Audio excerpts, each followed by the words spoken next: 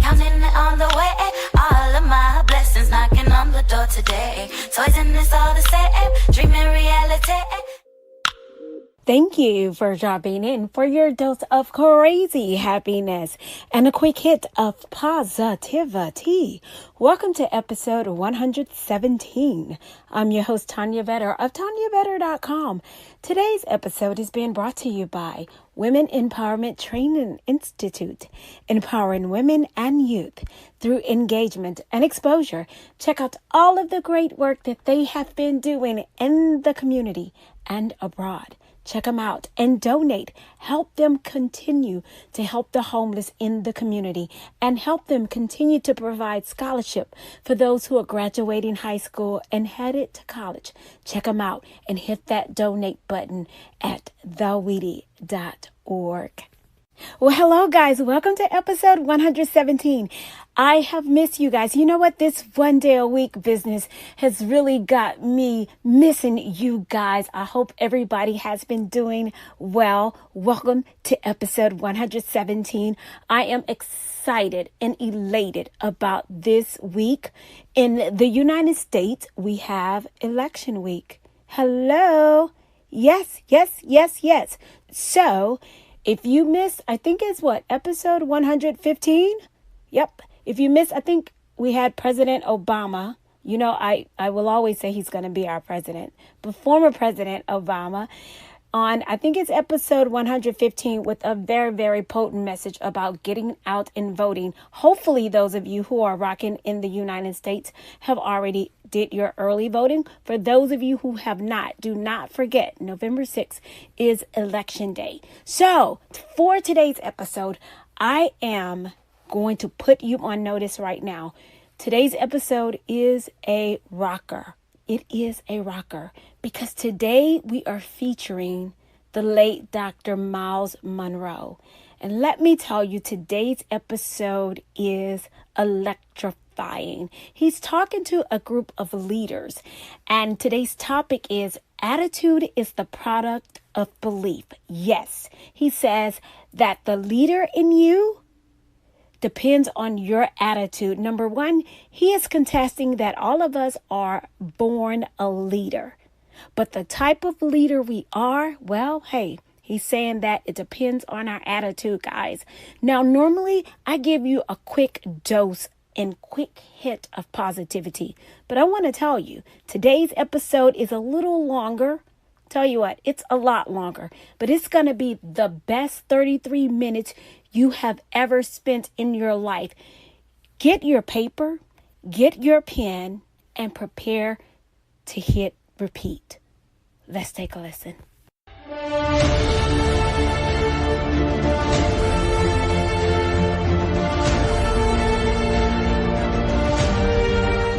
The 10 attitudes for leadership development. Leaders are very unique people. They have a very simple distinction, and that is their thinking is different. Leaders do not think like followers. Leaders used to be followers, all of them.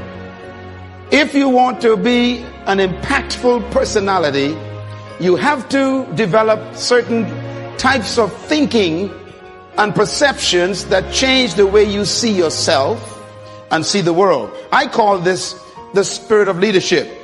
Now, there are only two animals on the planet that the Creator identified himself with. I've read hundreds of books, and that's my commitment. For the last 20 years, I've been reading 4 books a month. And that gives you an idea of how much reading I do. Because if you're going to become influenced in the world, you have to be a reader. And when I read the Bible, I was shocked to find that there are 2 animals that the Creator identified himself with. The first one is the eagle, and the second animal is the lion. And when I identified those 2 animals as his favorite to identify himself with, I recognized I better study these 2 animals, because if he is the leader of the universe and I want to be a leader on earth, I better find out the nature of these animals and also the attitude of these animals. And I discovered that both of them are the kings of their domain. The eagle is the king of the bird kingdom. and the lion is the king of the animal kingdom. Well, I want to talk about the lion today, even though I can do a session on the eagle, which is very important. But let's talk a little bit about the lion. The lion has what I call the spirit of leadership. And this word spirit here is referring to attitude. A leader has an attitude that makes him or her different from followers. And the lion exhibits that attitude. We have to cultivate the same attitudes that the lion has, because the lion apparently has been given the same attitudes that God himself identifies with, and he put it in these creatures. And apparently you and I are supposed to be the king of the animal kingdom, the rulers of all animals. So obviously we have somewhere trapped on the inside these same potential attitudes. Now, the lion is the king of the jungle, but the lion to me is a great source of encouragement to all of us. Number one, the lion is not the tallest animal in the jungle. Number two, the lion is not the largest animal in the jungle. Number three, the lion is not the heaviest animal in the jungle. Number four, the lion is not the smartest animal or the most intelligent animal in the jungle. And yet, the lion is the king. You don't need to be intelligent. You don't need to be smart. You don't need to have a certain height. You don't need to have a certain weight. You don't need to have any kind of advantage. And yet you can be the leader. Now, what's the main thing that shocks me about the lion is that the lion is not larger than the giraffe, bigger than the elephant, or heavier than the hippo. He's not as smart as the hyena or the snake. And yet, when he shows up, they all run away. The lion, therefore, cancels all of your excuses for not becoming a leader. What makes the lion so unique? An army of sheep led by a lion will always defeat an army of lions led by a sheep, because leadership can transform cowards into violent warriors. Why would a lion become the king of the jungle when he has all of those limitations? He's not the tallest, not the strongest, not the smartest, not the heaviest, not the most intelligent, but yet he runs things. The lion is the king of the jungle because of one word: attitude. The lion has a different attitude that makes every animal afraid of him. Now, we don't want to lead by fear, but it does take respect for you to become a leader. When I use the word fear in the jungle, we're talking about respect. The elephant respects the lion. The hyenas respect the lion. The giraffes, they respect the lion. What makes these massive animals respect such a small cat? The attitude is the difference. For example, a lion will see an elephant, and the thing that comes to his mind, one word: lunch. Now, the elephant is 10 times the size of the lion, probably 50 times heavier, and has more power. One stomp of his feet could destroy the lion. But when the lion sees the elephant, he doesn't look at size and weight and strength and power. He looks at lunch. I could eat this thing. And he acts the way he thinks. You see, the size is not the problem. The weight of the elephant is not his concern. What makes him act is the way he thinks. And because he thinks he can eat the elephant, he attacks him. Leadership attitude. Now, here's another amazing mystery. The elephant is larger, bigger, stronger, more powerful, heavier, and more intelligent.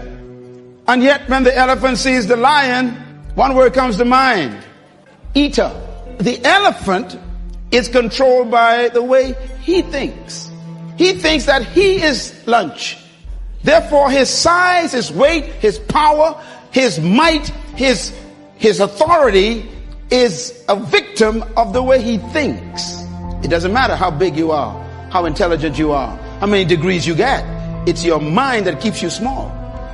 And it doesn't matter how small you are, or how unintelligent you may seem to be, or how much you don't have. It's your mind that makes you the leader. Attitude. The difference between a leader and a follower is attitude. Why? Because it is unique attitudes that distinguish leaders from followers. They think differently. And that's because attitudes produce certain behaviors. And those behaviors stretch the leader beyond the limitations of the norm. In other words, it is the thinking of the person that makes them see circumstances differently.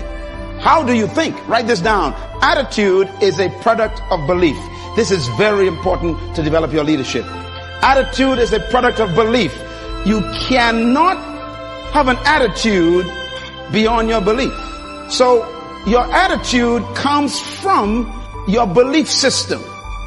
The lion is the king because of what he believes about himself and what he believes about the elephant and the giraffe. He believes that they are lunch and he believes he can eat them. His belief system controls the whole situation when they meet. I was born in a house on 4 rocks, 2 bedrooms, 11 kids, 1 mother, 1 father. 1 bedroom for my mom and dad, the other for my 7 sisters. And of course the boys had to find somewhere to sleep. I remember sleeping on a mattress on the floor. I remember sleeping one time on a mat. And that sheet never kept the mosquitoes out. All around me was poverty. But we didn't know that because everybody was poor. The only way you know you're poor is when you meet a rich person. And there I was, sleeping on the floor. Wonderful family. They loved me. We loved one another. My parents loved us. We loved them. We had a great family. But we didn't have much. And every opportunity was around me to think negative. I was on the other side with alcoholics all over the place. And I remember my mother and father would tell us things to fix our belief system. They would say, you can do anything you want to do, son. And they said that when I was sleeping on the floor. They were working on my beliefs. They taught us the Bible. Now, I don't know about you and your belief about the Bible made me what I am today. So don't you talk bad about the Bible. And if you don't believe in the Bible, that's okay. I'm doing just fine, believe me. And the Bible helped me become what I am. But it was that book that checked my thinking. Ephesians 3 verse 20. Don't you laugh at the Bible. The verse said, now unto him who is able to do exceedingly abundantly above, far beyond all you can ever ask, think, or imagine, according to the power that worketh within you. I went from an F student to an A student in 1 semester because of my belief system. I graduated head boy. It was my what? Belief system. No one can live beyond the limits of their belief. So if you want to live beyond what you're living now, you have to change your belief system.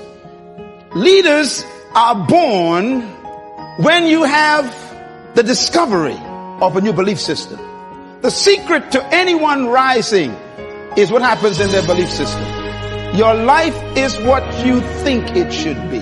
That's exactly what you are right now. You are what you thought you should be. And if you don't like who you are, you got to change what you think you should be. That's how leaders are born. No amount of training in leadership skills or management methods or titles, no amount of promotion or associations with rich people or smart people can ever substitute for the right attitude. No substitute for it. As a matter of fact, your leadership development is determined by, number 1, your perception of who you are. Number 2, by why you think you exist. And number 3, these are very important, your sense of significance. I am giving you my secret to life right here. What brought me from the floor to flying my own jet is these simple statements here. You got to first change your perception of who you are. And that starts with a belief system. Secondly, you must change your perception of why you think you exist. And number 3, your sense of significance. Your perception of who you are. You've got to change it. And most of our perceptions are other people's concepts of us, and therefore we don't have self-concept, we got other concept. What is your perception of who you are? And the second one, why do you think you exist? You got to discover that you were born for something. Some reason, there's some purpose for your life. If you don't discover that, you'll always have a job, and we'll bury you in an average grave with an average tombstone. Discover that you are important to the human race. You are important to the world. You are important to your universe. When I had to grapple with that question, it was tough. Because I've been taught by society, like you have, that you are just a social security number or some NIB number, or you're some just kind of a worker in the system. But that's not true. You were born to do something very significant in the world. And you have to get to the point where you believe that. cultivating these attitudes are the key to becoming a leader. Now, when attitudes of leadership is married to the ability of leadership, then you become a leader. You can have potential, but if you don't have the belief, your potential becomes a victim of your present belief. Remember the elephant? The elephant has great power, but what makes him afraid of the lion is his belief system. So your mentality has to be equal to your ability for you to manifest leadership. You do have the ability, you were born with it to be a leader, but your mentality hasn't matched it yet. And that's why all of your capacity to lead is buried under your lack of belief that you can. Belief is so powerful, it can make an elephant act like a sheep in the presence of a lion. You know, normally people who are insecure, whenever they meet somebody who is confident, they always call the confident arrogant. When you discover who you are, you can't help but be confident. I don't pretend, I don't try to have confidence. If you try, that means you ain't got it. You're faking it. Confidence is a product of belief. What you believe about yourself determines the way you think about yourself, and the way you think about yourself is the way you behave. And you behave bold and confident and fearless because there's some things you discovered about you and about life that makes life change a perception. You can never fully carry out the mandate of leadership if you don't have the mentality of leadership. And that's what this session is about. It's about mentality. A matter of fact, integrating attitude and attributes and aptitude and altitude produces leadership. That's a lot of apps there. Please, each one of them is a different experience for leaders. First of all, your attitude got to be right. Then you must marry that to attributes. That means gifts you were born with. Then you got to marry that to aptitude. That means now you got to educate and train those gifts. That's why you read and study and go to school, for your aptitude to be increased. And then your altitude means you got to change the level of associations you are in. You know, it's amazing. When you change your aptitude, you normally want to change your altitude. Leaders choose their friends based on their destination.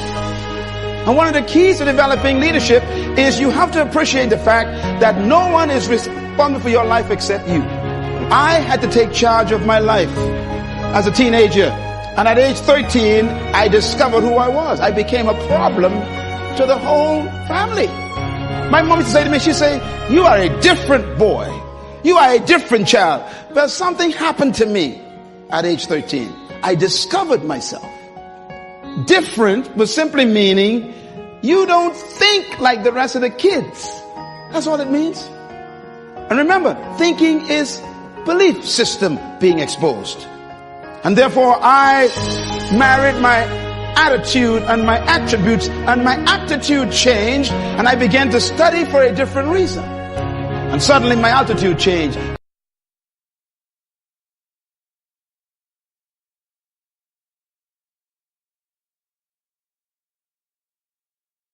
I studied eagles intensely. I got a whole series on eagles because you must study to understand life. And I discovered what eagles, they said eagles can fly up to 3 to 4 miles in the sky. That's almost high as some jet planes. And do you know that when an eagle is flying at top flight, they say that if an eagle meets another bird in top flight, it has to be another eagle, because they're the only birds that can fly at that altitude. So here's a thought to take back to work with you. If you keep running into pigeons and ducks and tobacco doves, you are flying too low. Do you know what a pigeon is?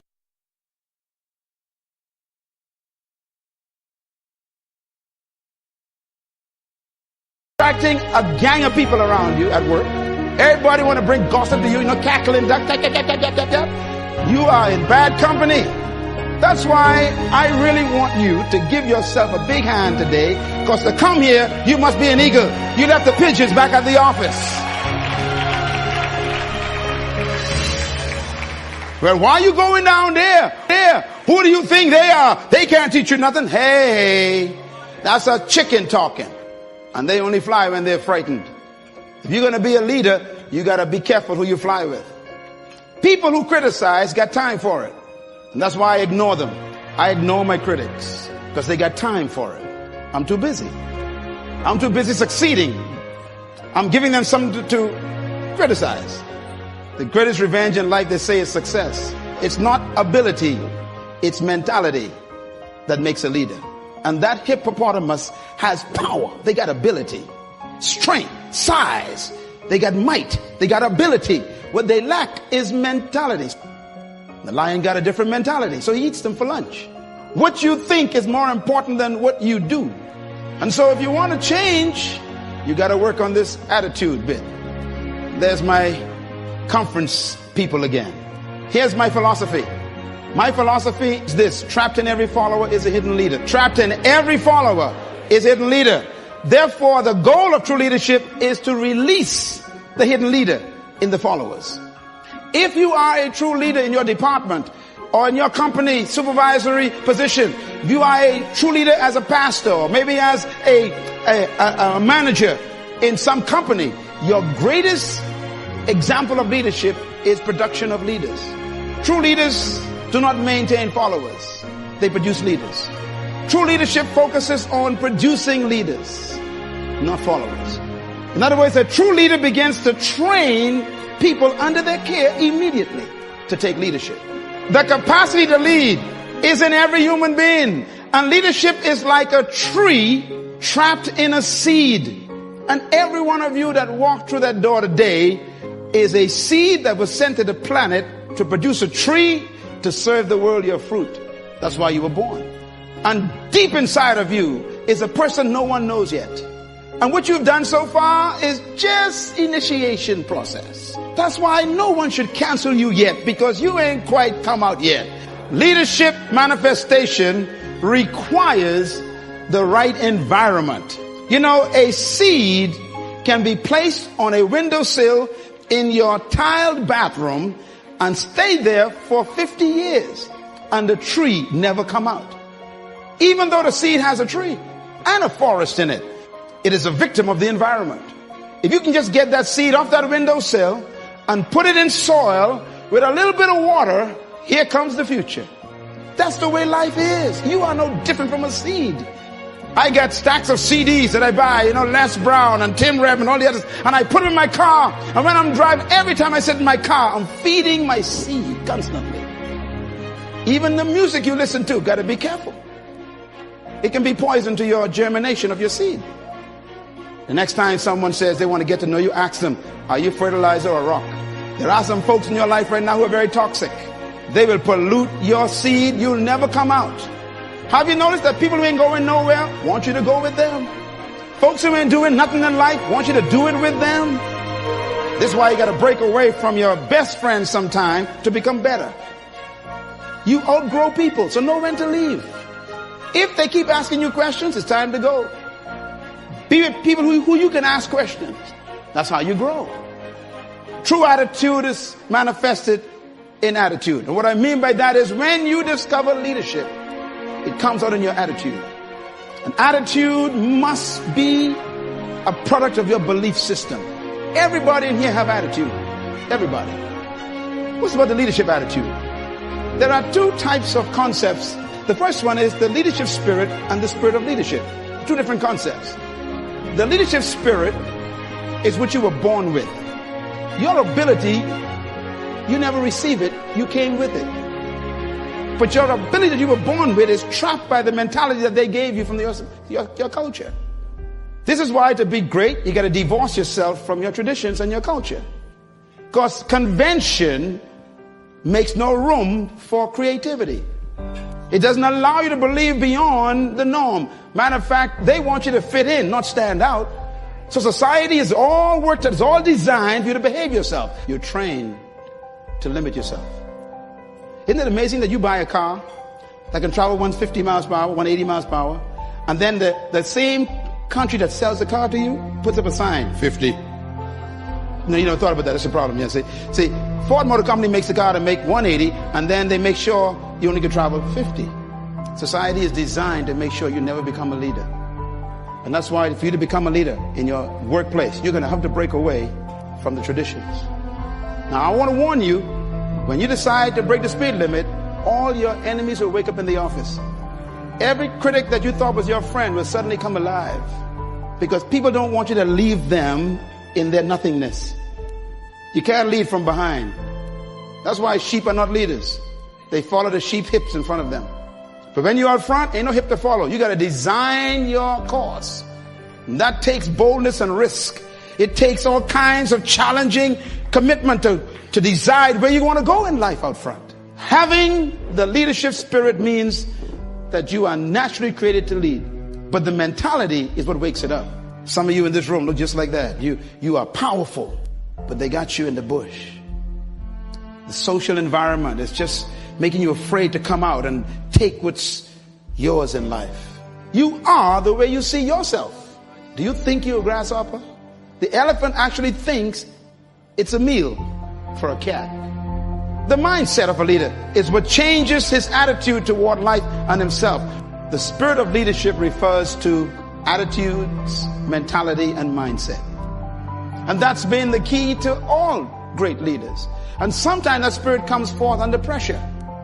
Many leaders in history are products of circumstances that force them to think differently. That's what makes them emerge as leaders. The spirit of leadership is a mindset. It dictates your motivation. It is revealed in your response to your environment. The spirit of leadership is a perception of yourself and the world. How do you see the world? The spirit of leadership is your convictions that regulate your thoughts about yourself and people. The spirit of leadership is your personal, private philosophy of life. How you think about life and yourself. The spirit of leadership is your thoughts about oneself and one's environment. It is your belief system which controls your behavior. The spirit of leadership is the source of your action, which determines the response and how you interpret the world. This is very important. I see the world differently from most people because of my belief system, which becomes my attitude creator.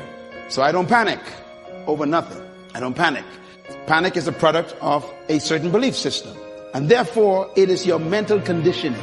Success keeps the right company all the time. You have to nurture yourself so that you can produce the right attitudes. And nurture means to feed yourself the right information. We are what we think, and we become what we continue to think.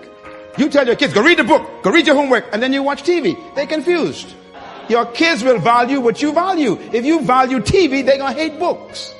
If they watch you always reading books, they're going to turn the TV off, because whatever mom and dad values and mom and dad are doing well, that must be what we should do too. So our kids fell in love with books. My house is full of books. I'm beginning to run out of the house because you become what you think. You cannot rise above the plane of your mental conditioning. So I got to constantly keep feeding my mentality. I have to work on it so I can work up my altitude of mentality. To change your life, you must change your mind. And this is why the heart of leadership is working on the way a person thinks. Here, the most important thing to write down: 7 principles of true leadership. Number 1, true leadership is inherent in the human spirit. You have to believe that first. Every human being possesses the capacity to be a leader. Whether they die as a follower is a choice. Number 2, true leadership cannot be taught. It must be discovered. Number 3, true leadership is self-discovery. And number 4, true leadership is serving your gift to the world. Everyone in this room was born with a specific gift. Some of you got 2 of them. Don't try and develop all of your gifts. Focus on one. Make it your primary gift. And then refine it. And then serve it to the world. It is your gift that makes you valuable, and serving it is your responsibility. And the better you serve your gift, the greater leadership you achieve. So whoever can serve that gift more effectively, they become the greatest in the group. No one came to earth without a gift. The problem is we try to take other people's gifts and make them ours. If you become an imitation, you're going to be broke. You need to find your gift, your strength, your unique power. And you need to take that and say, I'm going to become this. And then serve it to the world. And that's your leadership born that day. We've all been taught to be employed, not deployed. And so they always tell you, go to school, get an education so you can get a job. They never say stay in school so you can own a business. They don't even think that way. It doesn't even cross. Your parents don't even think that way. And so you follow the convention of the community. And I'll never forget the meeting when I went to Malaysia to speak. I was speaking at the largest Sony plant. I had 2 days with them. The first day, I spoke to all the managers, all the CEOs. I was the speaker to train them. There was Chinese and Japanese and Singaporeans. All these folks were there in Malaysia working for Sony. And I had to do training there for management development and leadership training for the whole day. The third day, the president of that particular firm called me up and he says, our CEOs and our executives are so impressed by you, we want to take you for lunch. We want to talk to you some more. And they were picking my brain, man. They were taking notes, asking me questions, keep writing stuff. And all of a sudden it hit me, wait a minute. All these guys are millionaires, man. Every Chinaman I know owns a business. And here I am in the heart of Asia, where they come from. And I said, sir, pardon me, I have a question that I need you to answer. And they looked at me. I said, tell me, how come everywhere you go, no matter where it is, you go to the lowest ghetto in the heart of the township, and you end up owning a business? Can you tell me what is your secret? And they looked at each other and they laughed. And then the president said to me, he said, well, we've been noticing that ourselves. We have concluded, based on our assessment, that whenever you go into a community, the first thing you look for is a job. He says, when we come into any community, the first thing we look for is a business. He said, it's attitude. They don't even look for a job. They don't even think about employment. They think deployment. As a man thinketh, so he becomes. So I said to the guy, excuse me, so when you go into a town or any country, so what do you do until you get a business? He says, any employment we have is always temporary. We only want enough money to start a business, that's all. Mentality. Number 6, true leadership is self-manifestation. You become a leader when you discover who you are and decide to become it. True leadership is self-manifestation. Your leadership is not ahead of you, it's trapped within you. You are so great, it's amazing. But the environment won't allow you to become it. Sometimes our past can hold us back. Mentality just don't allow you to step out and take a risk. What you're doing now, it's not what you could do. Whatever you're impressed with, God's disappointed in. Stop waiting for everything to show up before you start. Every leader, I tell you the truth, every leader ain't know what they doing. Me included. We don't know what we're doing. We just say, I got this idea, I'm going to go for it. And for heaven's sake, believe me, we ain't got no money. What I mean is for our projects. Because you are not a leader unless you're doing something you cannot pay for. I say you are not a leader unless you are doing something you cannot pay for. Leadership demands that you got to take risks. And number 7, leadership is self-exposure. When you expose your true self, get ready. People won't understand you, but go for it. Let us meet you before you die. Not the one the culture made. Not the one society produced. The one that's on the inside that we have yet to meet. The true self. This is why I keep telling people you got to die empty. And I want to give you these, what I call the 5 questions of life that you have to answer to become a leader. Number 1, who am I? Number 2, where am I from? Number 3, why am I here? Number 4, what can I do? And number 5, where am I going? These are the most important questions in life, and until you answer them, you will always be a follower. Who am I has to do with identity. You got to discover who you are apart from 6.7 billion people. Number 2, where am I from has to do with your heritage. And I'm not talking about your ethnicity, because your ethnic heritage is so confusing. Don't try to find yourself by going back in your ethnicity. You'll never find out where you're from. Why am I here is a question of purpose. You got to discover why you were sent to the planet. Where am I going is a question of destiny. And what can I do is a question of potential. And therefore, when you discover these answers, you've discovered your leadership. I know who I am. I didn't always, but I found out who I was. And secondly, I know where I came from. And I didn't come from the Bahamas. I didn't come from Africa, because both of them are limiting. All cultures limit you. I had to come from something greater. My greatest mentor in history in my life is Jesus Christ. And one time they asked him, where are you from? You know what his answer was? He didn't say I came from Bethlehem, grew up in Nazareth, and had friends in Capernaum. His answer was, I came down from heaven. They said, no, we know your mother, she's Mary, and your daddy Joe. He says, no, I came down from heaven. He refused to have his heritage limited to earth, and so am I. Me, I came through Bain Town. I didn't come from Bain Town. I came through the Bahamas. I didn't come from the Bahamas. Wherever you came from can limit you or give you unlimited thinking. I said, the reason why they call Africa Mother Africa is because you never get your heritage from your mother. That's why you carry your father's name. The seed of your identity comes from your father. I came down from my father through the mother. That makes me limitless. I'm just like my daddy. All things are possible with my father. True leadership is not a method nor a technique. True leadership is an attitude. When I discovered that I came out of God, not out of the Bahamas, suddenly the Bahamas became too small for me.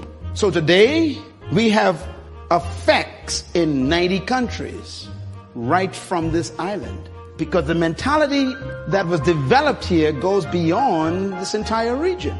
Don't let where you came from physically trap you. Don't let your ethnic heritage become your graveyard. Stop being black and white and yellow and stuff. Forget that stuff. That's too limiting. Become like your father. Be a man. It's a spirit being. There's no limit. Everything you know is not all there is to know. Beliefs and convictions of a leader regulates the nature of their leadership, and therefore the source of beliefs is the perception of your truth. What is truth to you determines what you do with your life. Whatever you think is truth, that's how you're going to live. That's why it's important to keep getting information. Well, there you have it, guys. I told you, go ahead, hit replay.